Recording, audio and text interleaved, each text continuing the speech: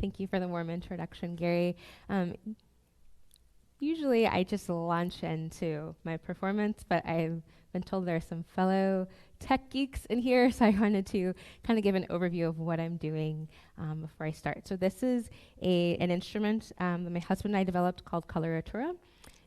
Coloratura comes from Italian. It means to color. Traditionally, it's used in the musical world, the operatic world, to refer to the vocal instrumentation or orchestration of a singer's voice.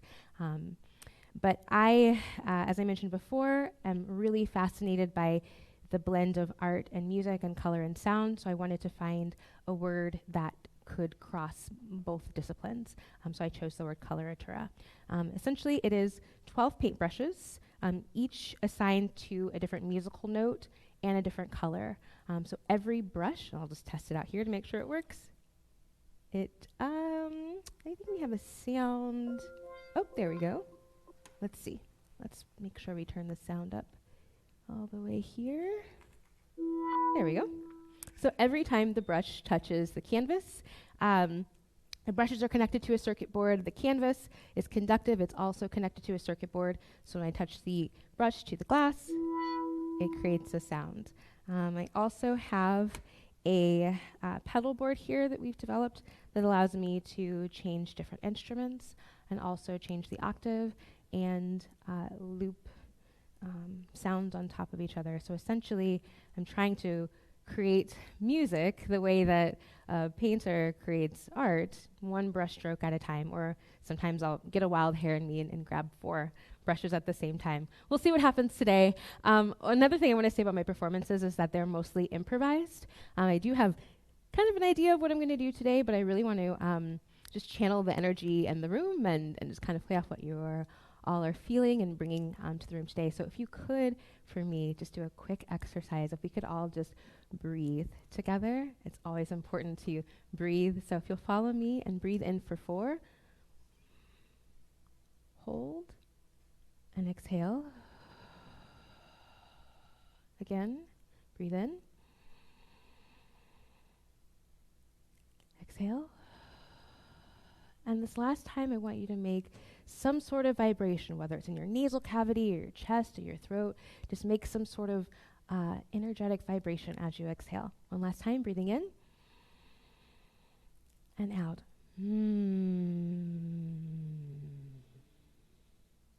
Beautiful. Thank you.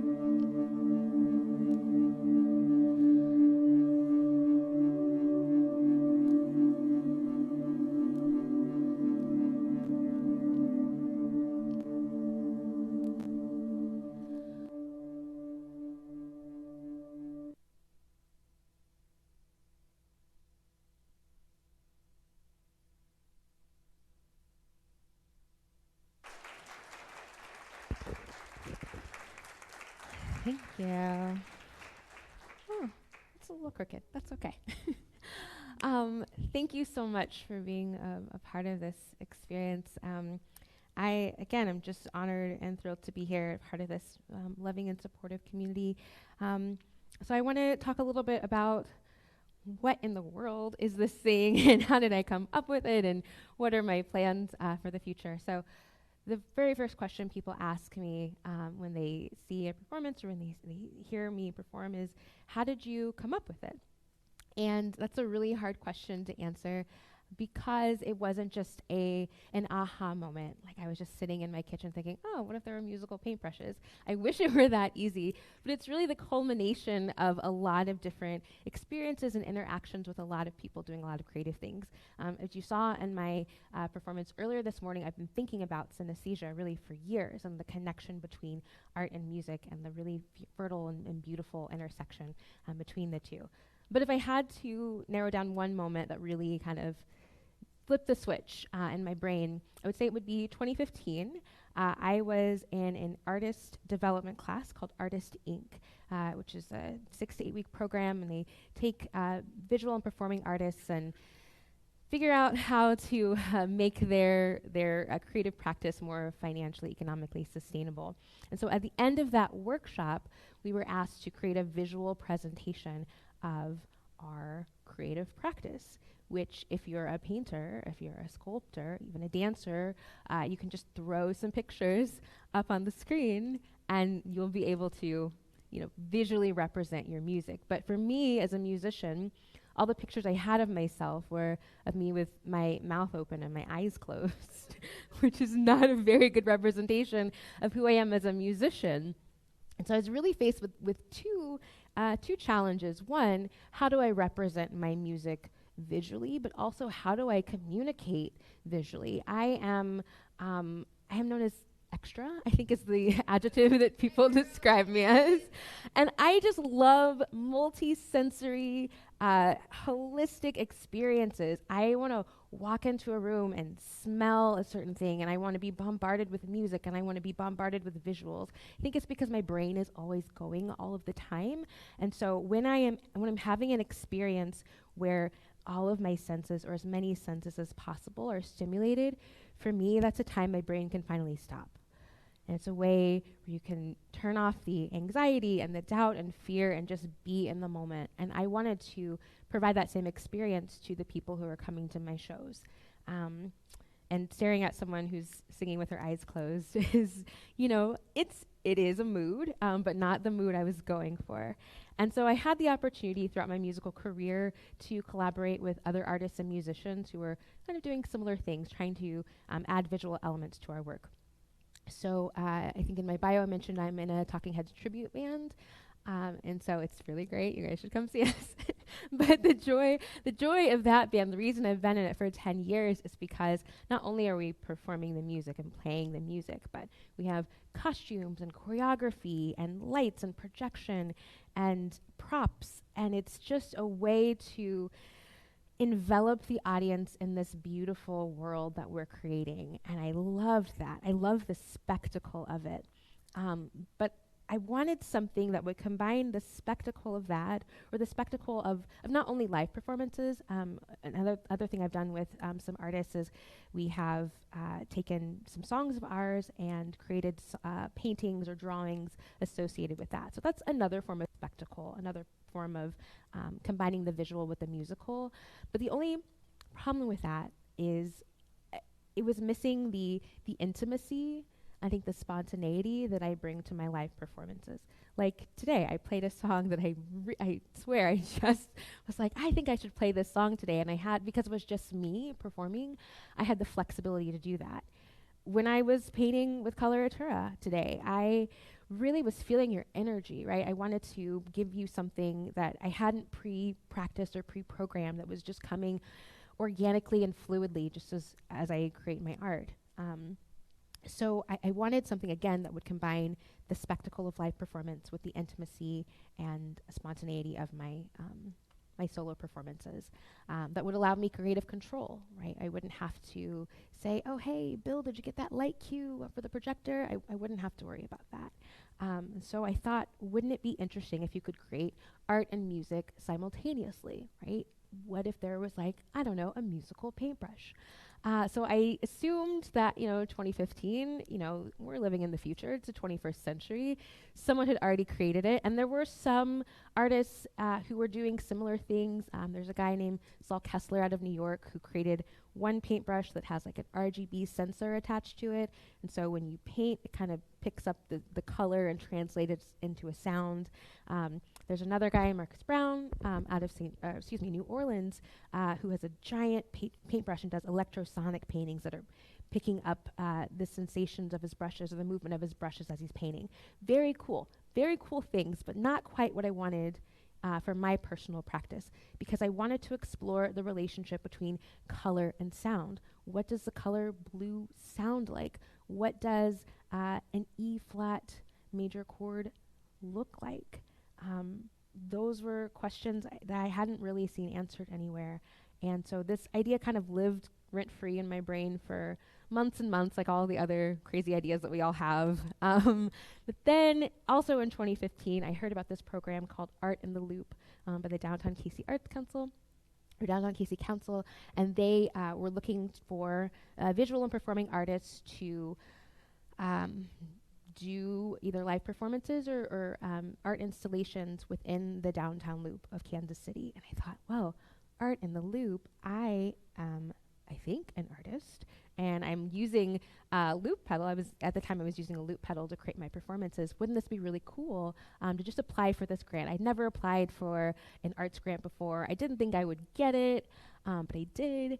And they said, congratulations, you've been accepted for Art in the Loop. You have 6 weeks before your first performance. And I said, oh no, because I need you to remember, like, this was just an idea in my brain, right? Just a sketch with little stick figures. I had thought about the technology to create it, but it didn't really exist in the real world. So not only did I have to actually create it, I had to also create a 30-minute performance in 6 weeks. So challenge accepted, whatever. It was the most stressful 6 weeks of my life, but we did it.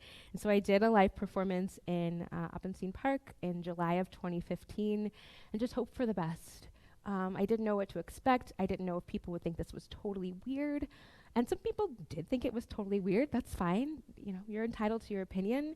But what I loved is that people came out from their lunch breaks. They were going from their office to Quiznos or Jason's Deli, wherever, and they stopped and they ate their lunch in the park and just kind of watched and listened. And I talked to them afterwards, and they said, oh, that was so beautiful. That was so mesmerizing. I was just like entranced. And I wasn't it's soothing, absolutely, so soothing and calming. And so I wasn't planning on this next part, but on a whim, I said, what are now like my favorite words ever? Do you want to try my musical paintbrushes? And they did. Just random strangers on the street just came to my canvas, which was much bigger and bulkier and chaotic, but they just tried it. And the look of joy on their faces was just like, it's the reason I get up in the morning, because I love to create beautiful things. I love to create beautiful moments for people. And I love to inspire people and make them think about a world that maybe they didn't even know existed. Because if you're walking down the street and someone says, hey, do you want to try a musical paintbrush? Yes, some people would say yes, but a lot of people would say no. Some people said no because they were, I don't know, they would say things like, oh, I'm not a musician, or I don't know how to paint, that's for kids, whatever.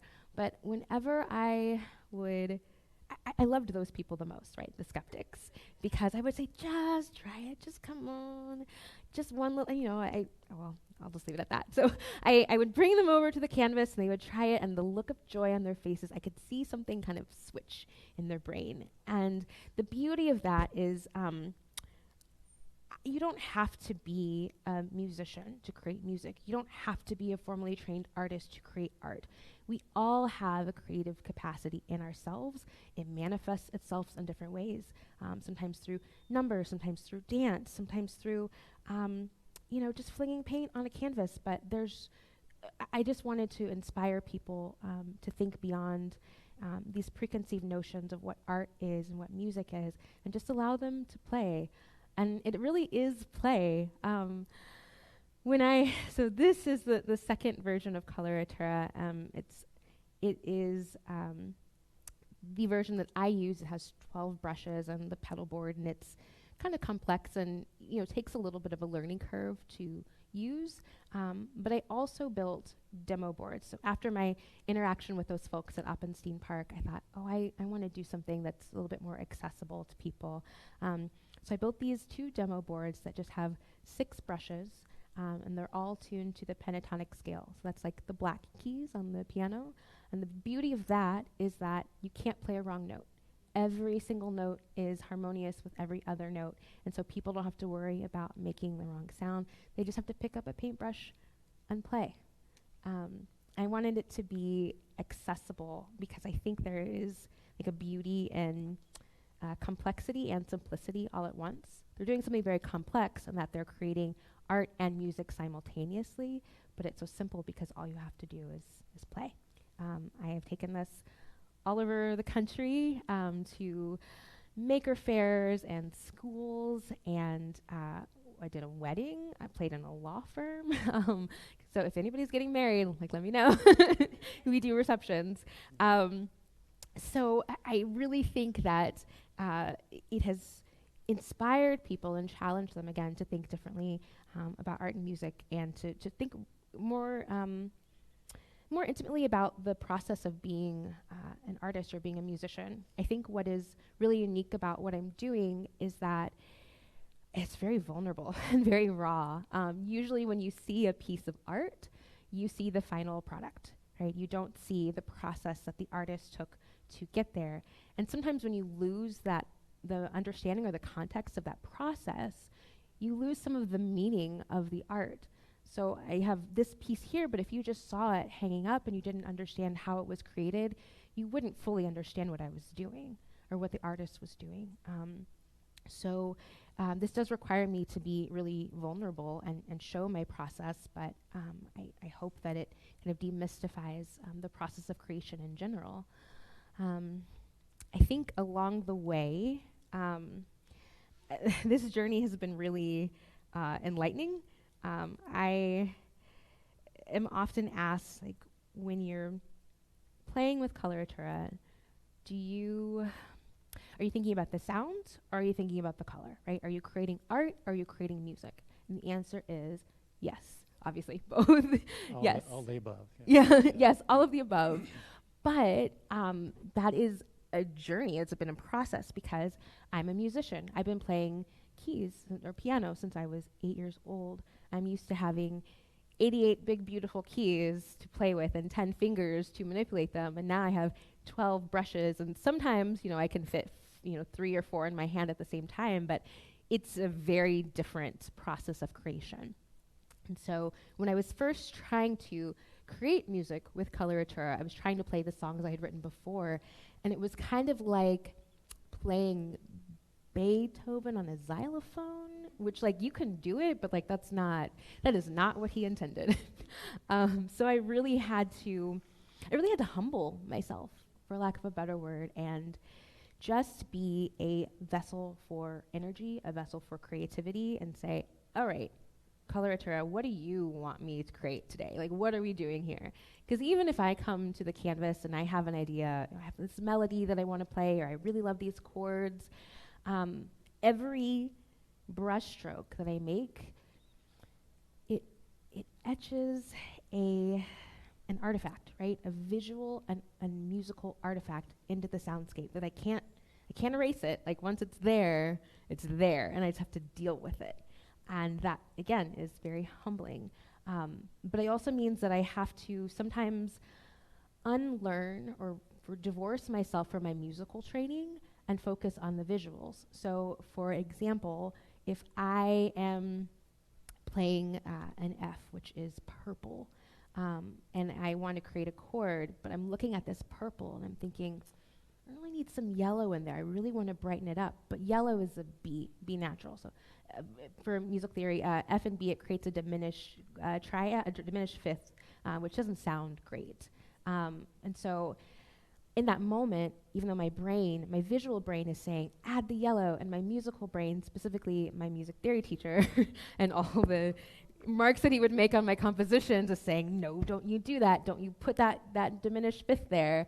I have to choose. And sometimes I fall back on my musical training and I do the safe move, right? And I just play, all right, well, we'll add a D in there. It's fine. Teal, it's fine. But sometimes I get a wild hair in me. And I play the yellow. I play that B, and it sounds kind of. Let me just see if I can. Is this still going? I'll just play it and see what it sounds like. Oh, is it going? Yes. Okay. So I've got my F here, and if I were to add my B, it sounds like this. See, it sounds a little wild, but don't they look beautiful together? Right? Ooh, I shouldn't have painted on this. I'll wipe it. Okay. Sorry. So when I add that yellow, when I diverge from my musical training and focus on my intuitive artistic mind, it takes me in a completely different direction. One of my favorite pieces that I've ever created, I don't have the original anymore, but it's on my YouTube page. It's called Pentatonic Grays, and I was just playing in the pentatonic scale that I mentioned before, like the black keys, and I had an idea of what I wanted to create, and the song went in a completely beautiful different direction, and I stopped breathing at one point because it was so beautiful, and it really allowed me to just think about music in a different way. And I think music is something that's so innate within us. We all have the capacity to create music. It's one of the few like truly abstract art forms. Like with visual art, there's always this burden of, well, what does it look like, right? Does it look, if she's painting about a horse, does it look like a horse, or does it look like something? There's this burden of realism and representation that can kind of be overwhelming. And I think it's interesting that as I was doing more research about, synesthesia and other artists and musicians who were also trying to explore, the overlap of music and art, I learned about Vasily Kandinsky, who was a painter in the early 20th century, who I think of him as like one of the founders of abstract art, because he was an artist that was also kind of, he felt the limitations of art were limiting. And by that I mean he didn't want to just create and make it look like an object or something that existed in the real world. He wanted to paint with emotion, with feeling, with spirituality.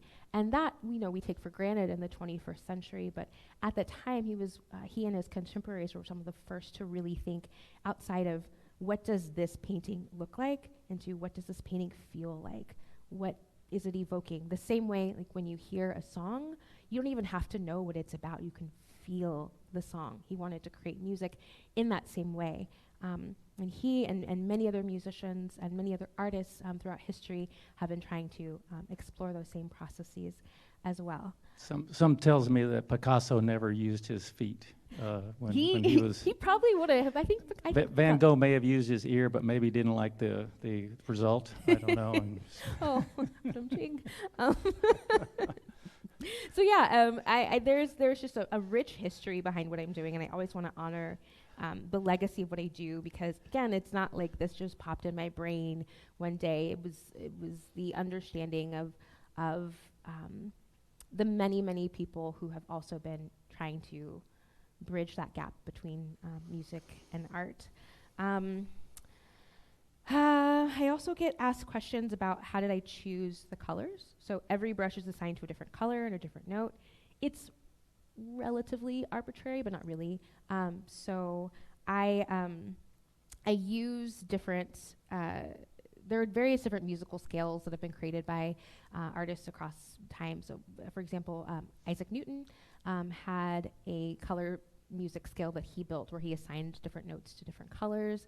The one that I'm using is based on an artist out of Denver who measured light waves and sound waves and found the synchronicities between the two, and I just kind of adapted it for my use. So my timer just went off, so I'm gonna wrap this up and just say what's next. So yes, I use this as my personal performance piece. I do live performances wherever anyone will have me. But I also have demo boards, as I mentioned before, that I take to schools and community centers, and I'm partnering with some really amazing and excellent organizations throughout Kansas City. So I just encourage you to follow me on my social media or follow my website. You can sign up for my newsletter just to learn more about what I'm doing. Even though I designed this as a personal performance piece, the more that I've done this over the past few years, the more I've learned that the magic of art, any type of art, really is in collaboration and community. One flute playing, in a lone field is lovely, but I really want to create a symphony across the world. But let's maybe just start with Kansas City first. A symphony of people who are using Coloratura to create their own art, their own music, or maybe to inform their own works that are completely outside of this. I feel like a little puzzle piece that is a part of a greater picture, and I'm just trying to find the people who I connect with.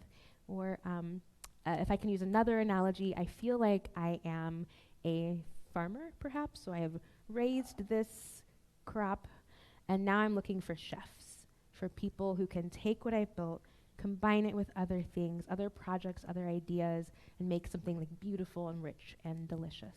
So I hope that you all will get a chance to be a part of this beautiful journey that I am on. So thank you.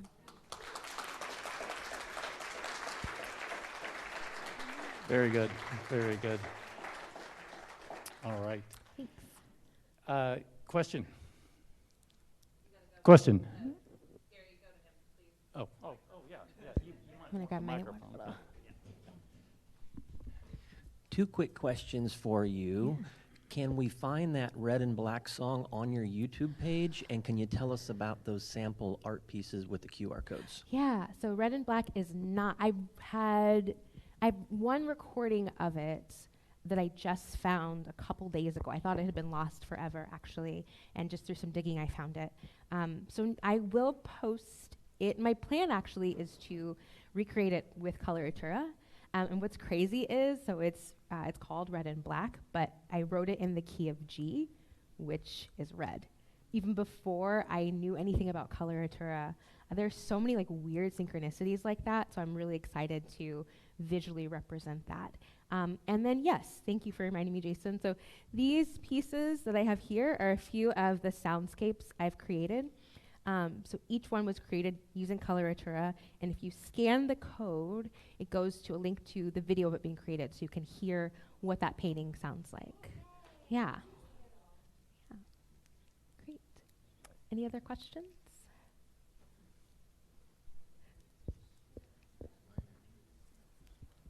I'm just super selfish. I want to bring you to my kids' school because my girls aren't here today and they would absolutely love this. Can you tell us a little bit about if we wanted to bring you to our schools or to our weddings or to our offices, how does that work? We obviously want to pay you for your time, but I don't know how schools work. I don't know where their money comes from. How does that work? Would it be the teacher or the PTA? How does that work? That's a great question. I'm still trying to figure that out. The things I've done in schools have been with other organizations that partner with schools, so I've never done a one-to-one connection with the school. But I really am I'm super flexible. If you want me there, I'm there. We'll figure out a way. Yes, absolutely. Other questions? Got two more, I think, here. We got one that's coming in remote from Oh. someone up there. Yeah. Oh. So this question comes from Amanda Worthington. She writes, first of all, I am so bummed to miss this performance. I'm recovering from surgery at home. My question is this. What are your artistic influences? And if you imagine each of your creations as a building block, what structure are you creating? Amanda, that's a great question. So my artistic influences, I mentioned Kandinsky before. I think also, even though it isn't represented here, I'm really inspired by Paul Klee, here's the thing about Paul Klee. I didn't know that he had synesthesia. I didn't know that he was actually trying to paint music when I first saw some of his work, but I was just instantly drawn to it. And then when I read more about him and understand what he was doing, I was like, oh, that makes sense. That's why I'm so drawn to it. I'm picking up the vibes that he's putting out. But really, I'm just kind of open artistically. I think musically, two of my biggest influence are also people who I found out later have synesthesia. Tom York of Radiohead, Tori Amos of amazing Tori Amosness, are also synesthetes. And it's so interesting that when I listened to their music when I was younger and it inspired me, now I can see their songs now, if that makes sense. And the second question was like the building blocks. If you, Let me repeat it. It was, structure. if you imagine each of your creations as a building block, what structure are you creating? I think individually, so I think I could take this two ways. Like holistically, I think I'm trying to create a language. I think I'm trying to, or not create one because there's already created, but I think I'm trying to add to the basic language of audiovisual art or visual music. Like I said, for over 100 years now, there have been artists trying to explore this, and I think what I am doing is providing another way of expression. And then in my individual art, I think it's just, that's a hard question. I might have to come back to her. Sorry, Amanda. We'll chat. Other questions? My question may sound silly, but my artistic abilities are sort of on the floor. They're not very good. And I'm looking at what you did today. I really like it, but I didn't take art appreciation in school because I think I would have got the same grade I got in 9th grade woodworking. To keep an F off my transcript, I got a D- with a red circle around it. So that was the last woodworking class I took. But I may have said what we did today, what it represents, but it just to me it looks like there's a center there, and the limbs from it are drawing people into the center. And I guess you get pie and ice cream when you get there. I'm not sure, but if you could say just a quick thing about what the inspiration for that is. Yeah, it's a great question because I don't know if there's an answer that I can put into words. It's just an energy. When I come to the canvas, I have like a very brief idea, like a vague idea of what I want the colors to be, but I just kind of paint intuitively. I don't know what it's going to look like. I just paint what feels right. And so I think it's open to interpretation. It is maybe drawing people in. Now that I look at it, kind of reminds me of Chinese checkers a little bit. But I think that's the beauty of art, and I want to keep it open because just like music, anybody can interpret that how they would, and I think art has the same ability to create like a fertile emotional space for people. Yeah. All right. Thank you. Thank you, everyone. One more One more question. And I'll be around afterwards. One too. more. Let's make it quick. I can't define what is more beautiful, your work or yourself. Thank you. Oh, nice comment. Yes. Thank you very much. I'm honored. Thank you. All right. Well, you really did make this day special. Thank you. Thank you very much. And sorry my comedy bit didn't go over very well up there. Where did his ear go? So, okay.